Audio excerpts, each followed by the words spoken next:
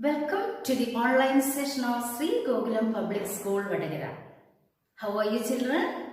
Hope all are fine there. Then welcome back to our economics class, sectors of the Indian economy. Previous class we learned about the three sectors of the Indian economy, that is primary sector, secondary sector and the tertiary sector. Now we are going to discuss about the importance of the tertiary sector in production. This graph shows the production of goods and services in three sectors.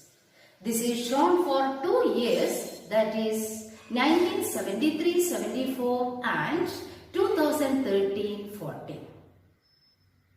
Here you can see how the production has grown over 40 years. Over the 40 years, between 1973-74 and 2013-14, while the production in three sectors has emerged, it has emerged mostly in tertiary sector. In the year 2013-14, the tertiary sector has emerged as the largest producing sector in India, by replacing the primary sector. Why is the tertiary sector so important in India? There could be several reasons. First, basic services. In any country, several services such as hospitals, education institutions, police stations, transport, bank, insurance companies, etc. are required.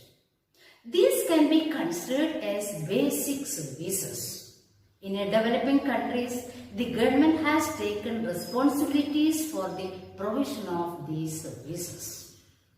Second, development of primary and secondary sector. Development of agriculture and industry leads to the development of services such as transport, trade and storage.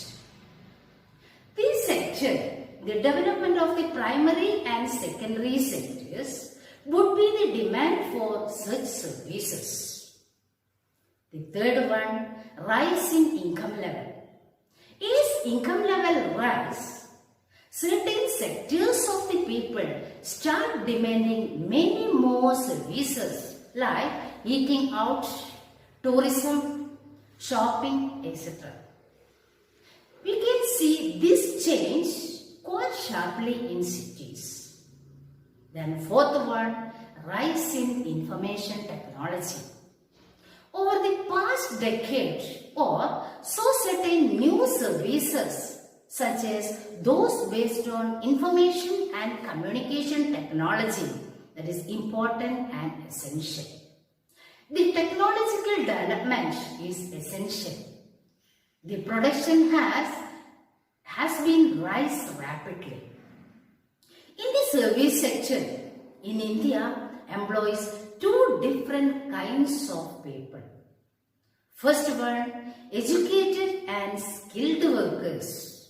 Then second one, the workers who are not highly educated. Then what are the most of the people employed? The primary sector continues to be the largest employer now. Or more than half of the workers in the country are working in the primary sector. Mainly in the agriculture, producing only the quarter of the GDP. In contrast to this, secondary and tertiary sectors produce the 4/5 of the produce, whereas they employ less than half of the people. In other words, the workers in the agriculture sector are underemployed. Then what is underemployment?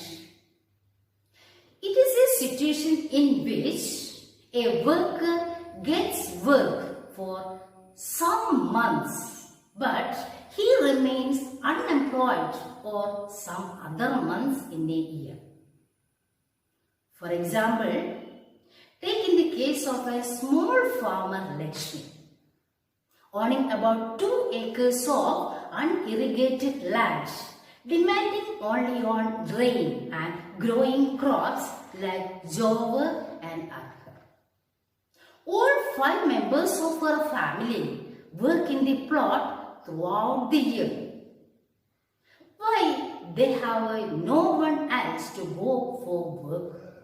Here, everyone is working. No remains idle, but in actual fact, their labor effort gets divided. Their labor effort gets divided. Each one is doing some work, but no one is fully employed. This is the situation of underemployment. This kind of work or this kind of underemployment is hidden in contrast to someone who does not have a job and is clearly visible as unemployed. Hence, it is called the disguised unemployment. Then what is underemployment?